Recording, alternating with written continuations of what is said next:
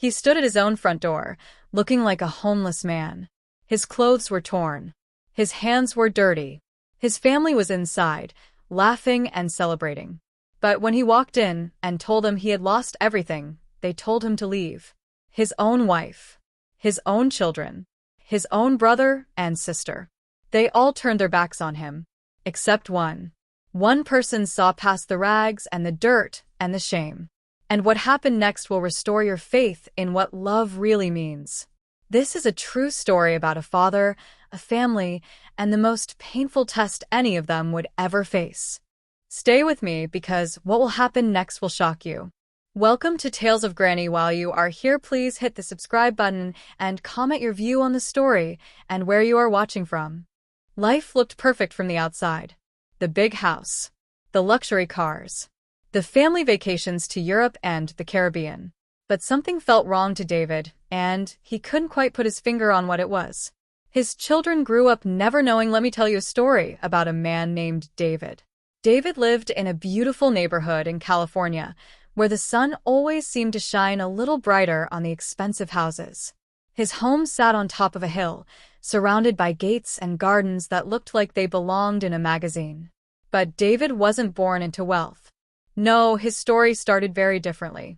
He grew up in a tiny apartment in Detroit, where his single mother worked 2 jobs just to keep food on the table. He remembered winter nights when they had to choose between heating the apartment or buying groceries. He remembered wearing shoes with holes in them to school. He remembered the shame of being the poor kid, the one whose lunch was always the simplest, whose clothes were always secondhand. Those memories never left him. Even when he made his first million, even when he bought that big house on the hill, those memories stayed tucked away in his heart like old photographs. David built his fortune in the tech industry. He started a software company in his garage when he was just 25 years old. People laughed at him back then. They said he was wasting his time. But David worked 18-hour days. He missed birthdays and holidays. He sacrificed sleep and friendships. And slowly, year by year, his company grew. By the time David turned 50, his software was being used by companies all over the world. He had more money than he ever dreamed possible. He bought his mother a house. He married a woman named Patricia, who came from a wealthy family. They had 3 children together. Gee, what it meant to struggle. His oldest son, James, was 30 now and had never worked a real job in his life. He spent his days playing golf and his nights at expensive restaurants. His daughter, Victoria, was 28 and seemed more interested in her social media followers than in anything meaningful. His youngest, a daughter named Sophie, was just 22 and still finding her way. David's wife, Patricia, had become someone he barely recognized. She spent her days shopping and attending charity events where rich people gave small amounts of money while wearing expensive dresses. The warmth they once shared had cooled into politeness. Family dinners became rare. When they did happen, everyone was on their phones. Conversations stayed shallow, never diving into anything real. David would look around the table at these people who were supposed to be his family, and he felt like he was eating dinner with strangers.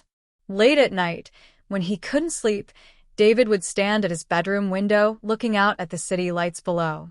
And a question would echo in his mind, growing louder each time. If I lost everything tomorrow, would they still love me?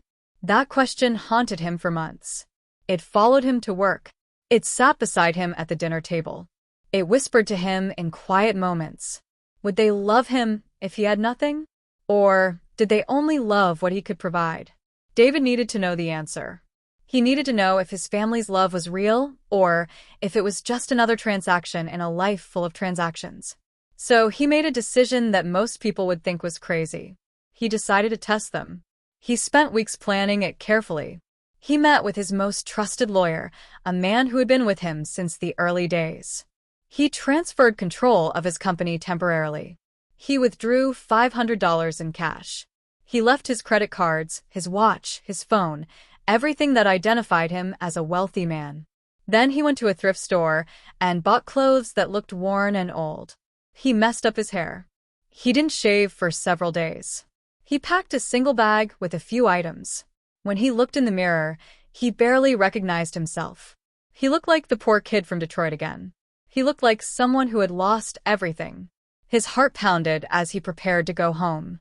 Part of him wanted to call the whole thing off. Part of him was terrified of what he might discover. But he needed the truth more than he needed comfort. David had told his family he was going on a business trip.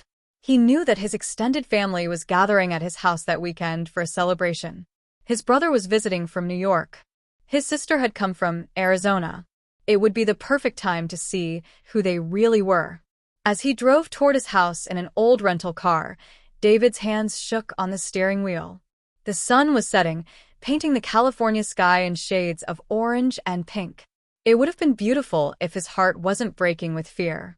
He parked down the street from his house, not in the driveway like usual. He walked slowly up the hill, carrying his worn bag over his shoulder. He could hear laughter coming from his backyard. His family was there, happy and comfortable in the life he had built for them. David stopped at the edge of his property. This was it. This was the moment that would change everything. He took a deep breath and stepped forward, looking like a man who had lost it all. He had no idea that the next week would teach him the hardest lesson of his life. The sound of laughter grew louder as David walked up the driveway. Through the side gate, he could see them all gathered on the patio. His brother Michael stood by the grill, a beer in his hand, telling some story that made everyone laugh. His sister Jennifer sat at the patio table, perfectly dressed as always. His wife Patricia was refilling wine glasses. His children were there too, looking relaxed and happy. For a moment, David just watched them. This was his family. These were the people he had worked so hard for. Every sleepless night, every sacrifice, every risk he had taken was for them. And now he was about to find out if any of it meant anything beyond the money. He pushed open the gate. The metal hinges creaked. One by one, heads turned toward the sound. The laughter died away, like someone had turned down the volume on a television. David walked forward slowly, his worn shoes scuffing against the expensive stone patio. He could feel their eyes on him, scanning him from head to toe. He watched confusion spread across their faces. Who was this homeless-looking man walking into their celebration? His brother Michael squinted, tilting his head. Then recognition flickered in his eyes. David. The name hung in the air like a question. Patricia's hand froze halfway to a wine glass. James, his oldest son, stood up from his chair, his face twisted with confusion. Victoria gasped softly. Only Sophie remained seated, her eyes wide with concern. What happened to you? Patricia asked, her voice barely above a whisper. The warmth she usually saved for guests was nowhere to be found. She sounded almost afraid. David's throat felt tight. This was harder than he had imagined. I lost the company, he said, forcing the words out. Bad investments. Legal problems. It all fell apart. The silence that followed felt like it lasted forever. David could hear a bird singing somewhere in the distance, could hear traffic from the street below.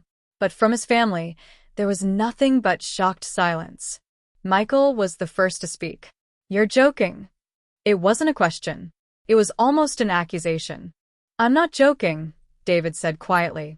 It's all gone. The company, the money, everything. His sister Jennifer stood up, her designer purse clutched against her chest like a shield. How could you let this happen? Her voice was sharp, angry. How could you be so careless? David felt each word like a slap. I made mistakes, he said. I trusted the wrong people. I need help. I need my family.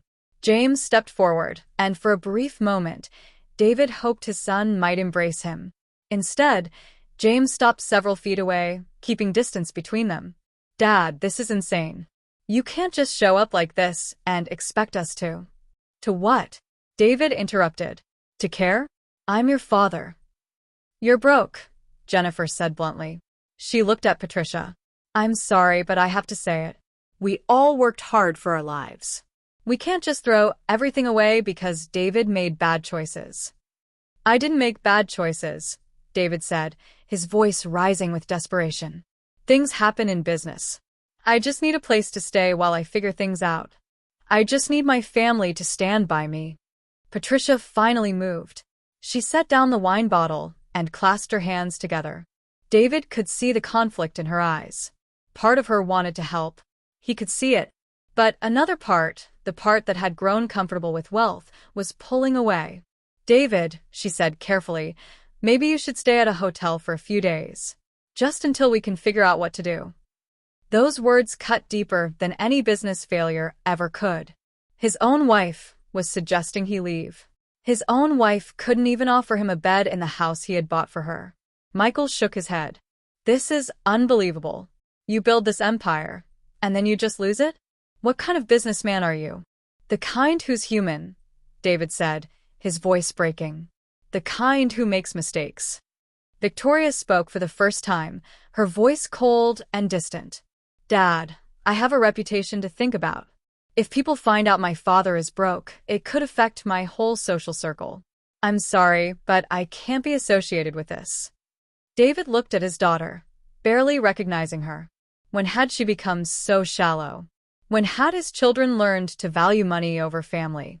James pulled out his phone. "I'll call some hotels. There's a decent one about 20 minutes from here. It's not expensive." "I don't need a hotel," David said, his voice barely a whisper now. "I need you." But no one was listening. They had already moved on, already mentally separated themselves from his problems. He was no longer David, their successful father and brother and husband. He was David the failure, David the burden, David the risk they couldn't afford to take. He turned to walk away, his eyes burning with tears he refused to let fall. Each step toward the gate felt like walking through mud. His heart had never felt so heavy. He had his answer now. Without the money, without the success, he was nothing to them. Just as he reached the gate, a soft voice called out, "Dad, wait." He turned around. Sophie was standing up from her chair. She was the only one who hadn't spoken yet, the only one who hadn't judged him. She walked toward him slowly, her eyes full of tears. "Come inside," she said simply. "Please." Patricia stepped forward. "Sophie, we need to discuss this as a family first." Sophie turned to her mother, and David saw a strength in his youngest daughter that he had never noticed before. "No," Sophie said firmly. "We don't need to discuss anything. He's my father. I don't care if he's broke. I don't care if he lost everything. He's still my father, and he's coming inside." She reached out and took the worn bag from David's hand. That simple gesture nearly brought him to his knees. The house felt different to David now. He had walked these halls for years, but tonight, as Sophie led him to the guest room, everything looked foreign. The expensive paintings on the walls seemed to mock him. The marble floors felt cold under his feet. This house he had built, this fortress of success, now felt like a prison. Sophie opened the door to the smallest guest room, the one that was usually used for storage. "It's not much," she said apologetically, "but it's yours for as long as you need." David looked around the simple room. A bed, a chair, a small window. It was more than enough. "Thank you," he whispered, his voice thick with emotion. Sophie hugged him then, really hugged him, the way she used to when she was a little girl. "I love you, Dad," she said. "Nothing changes that." After she left, David sat on the edge of the bed and let himself cry for the first time in decades. Not because he had lost his wealth, that was all pretend, but because he had discovered something far more painful. Most of his family didn't actually love him. They loved what he could give them. The next morning, David woke up early. Old habits died hard. He went downstairs and found the house quiet. Everyone was still sleeping. He made himself coffee and sat in the kitchen, feeling like a guest in his own home. When he finished his coffee, he went outside. The yard needed work. Weeds were growing in the flower beds. Leaves covered the stone pathways. David found some old gardening tools in the shed and got to work. The physical labor felt good. It reminded him of his youth, of the summers he spent working construction to save money for college.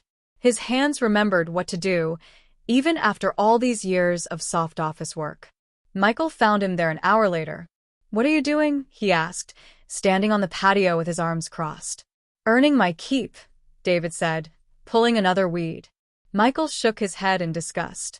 A millionaire turned gardener. Unbelievable. He went back inside without another word. That's how the days went. David worked around the house, doing small jobs that had been neglected. He fixed a loose board on the deck. He cleaned the gutters. He trimmed the hedges. Some of his family members watched from windows, whispering to each other. Others pretended not to notice him at all. Patricia was polite but distant. She made sure he had food, but she didn't sit with him during meals. At night, she stayed in their bedroom with the door locked. The message was clear. Until his situation improved, she wanted nothing to do with him. James came by one afternoon. "Dad," he said, not quite meeting David's eyes, "I've been thinking. Maybe you could get a regular job somewhere. You know, start over from the bottom." David looked at his son, this man he had given everything to, and felt a deep sadness. "Would you visit me if I worked at a grocery store?" he asked. James hesitated. "Of course," he said, but his voice lacked conviction. They both knew he was lying. Victoria called once during the week. Not to check on him, but to ask him not to mention his financial situation to anyone. "Please, Dad," she begged. "I have an image to maintain." Jennifer, his sister, left after 2 days. Before she went, she cornered Patricia in the kitchen. David overheard their conversation from the hallway. "You can't let him stay here forever," Jennifer hissed. "He'll drag you down with him." "He's my husband," Patricia said weakly. "He was your husband when he was rich," Jennifer replied. "Now, he's just a liability. Think about your future. Think about your children's inheritance." But through it all, Sophie remained constant. She ate breakfast with him every morning. She asked about his day. She showed him funny videos on her phone and tried to make him laugh. When others criticized him, she defended him. When others avoided him, she sat beside him.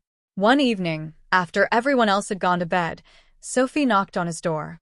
She was holding a folder. "Dad," she said quietly, "I've been thinking. I have some money saved up. It's not much, but I can sell my car too. Maybe it's enough to help you start a small business or something." David stared at his daughter, this young woman who was willing to give up everything for him. He couldn't speak. He just pulled her into a hug and held her while tears streamed down his face. "You don't have to do this," he finally managed to say.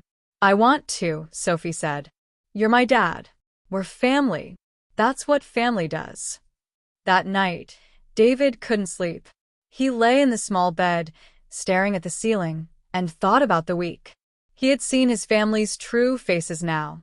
He had seen who they really were beneath the surface politeness and family obligations. His brother cared more about appearances than blood. His sister cared more about money than loyalty. His wife cared more about comfort than commitment. His older children cared more about their social status than their father's well-being. But Sophie. Sweet, genuine Sophie. She had passed a test she didn't even know she was taking. On the 7th morning, David woke up and knew it was time. He couldn't continue this charade any longer. Not because it was too hard, but because he had learned everything he needed to know. The truth had been revealed, and now it was time to reveal his own truth. He asked Sophie to gather everyone in the living room that afternoon. "I need to tell you all something," he said. She looked worried. "Are you okay, Dad?" He smiled sadly. "I will be," he said. "After today, I will be." They gathered in the living room at 4 o'clock. Patricia sat on the sofa, her hands folded in her lap.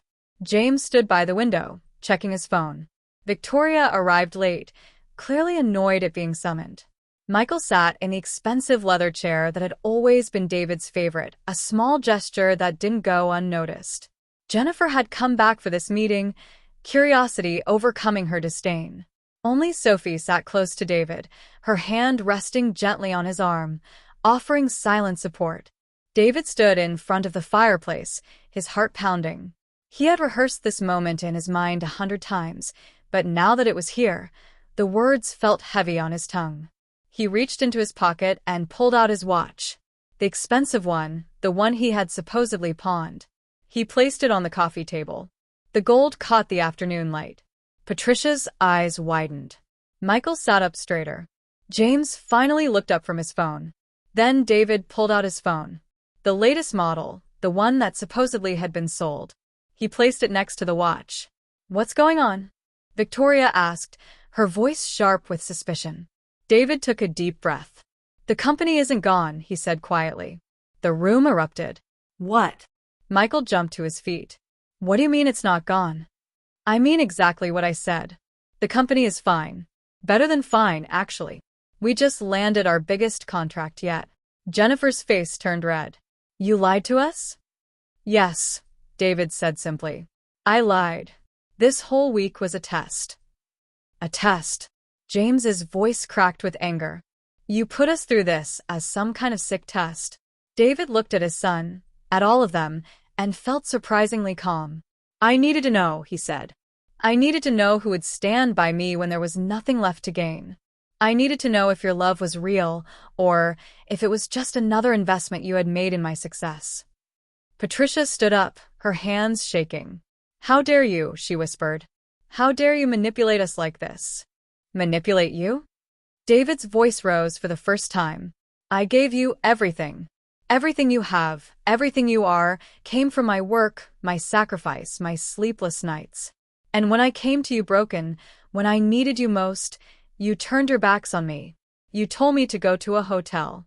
You worried about your reputations and your inheritances. You treated me like a stranger. Michael pointed a finger at him. You had no right. I had every right. David's voice thundered through the room. I'm your brother. I'm your husband. I'm your father. I had every right to know if any of you actually loved me, or if you just loved my bank account. Silence fell over the room. No one seemed to know what to say. The truth of his words hung in the air like smoke, impossible to ignore. Victoria broke the silence, her voice defensive. This isn't fair. You can't expect us to just. To what? David interrupted. To care? To show compassion? To act like family? He shook his head. You're right. I can't expect that. This week proved I can't expect that from any of you. He turned to Sophie, and his voice softened. Except you. Sophie's eyes filled with tears. She looked confused, hurt, overwhelmed by the revelation. You didn't know it was a test, David said gently. You just saw your father in need, and you helped. No questions. No conditions. No judgment. You offered me your room, your food, your time. You defended me when others mocked me. You were willing to sell your car, to give me your savings. You loved me when I had nothing. A tear rolled down Sophie's cheek. Because you're my dad, she said simply. That's what you do for people you love. David pulled out an envelope from his other pocket. I know, he said. And because of that, because you showed me what real love looks like, I want you to have this. He handed her the envelope. She opened it with shaking hands. Inside was a document transferring 20% of his company's shares to her name. Her eyes went wide. Dad, I can't. Yes, you can, David said firmly. You earned it. Not through greed or expectation, but through genuine love. Those shares will make you financially independent. You'll never have to rely on anyone. Consider it a thank you for teaching me what really matters. The room exploded again. That's not fair. Victoria shrieked. Why does she get everything? She doesn't get everything, David said coldly. She gets what she deserves. The rest of you will get exactly what you gave me this week. Nothing. You can't be serious, James said, his face pale. I'm your son. Patricia filed for divorce. The lawyers tried to make it ugly, but David didn't fight. He gave her a fair settlement and walked away. She sent him a letter months later, saying she realized she had made a mistake. But David didn't respond. Some bridges, once burned, can't be rebuilt. Michael tried to reconcile once, showing up at David's new house with an apology that felt rehearsed. But when David mentioned he was giving most of his wealth to charity, Michael's interest evaporated. The apology, it seemed, had been an investment that didn't pay off. A year after the test, David sat on his porch watching the sunset. Sophie was inside, making dinner. He could hear her humming, happy and content. The ocean breeze was cool on his face. A neighbor waved as they walked their dog past his house. David waved back. He thought about the man he used to be, the one who measured success in dollars and square footage. That man had been so afraid of being unloved that he never stopped to ask if the love he was receiving was real. This new version of David, the one sitting on a modest porch in a small house, knew something the old David never understood. Real love doesn't ask what you can provide. Real love doesn't calculate what it costs to care. Real love shows up when you have nothing left to give, and it stays. He had lost a family, but he had gained something more valuable. He had gained the truth. And with that truth came freedom, peace, and one beautiful relationship that was worth more than all the others combined. Sophie called from inside. "Dad, dinner's ready." David stood up, his heart full in a way it hadn't been in years. He had everything he needed. Not everything he once wanted, but everything that truly mattered. As he walked inside, he thought about all the people out there who were living the same lie he once lived. Surrounded by family who only loved their success. He hoped they would find their truth too, even if it hurt. Because on the other side of that pain was something beautiful, the chance to start over with people who loved you for who you were, not what you had. And that, David had learned, was worth more than all the money in the world.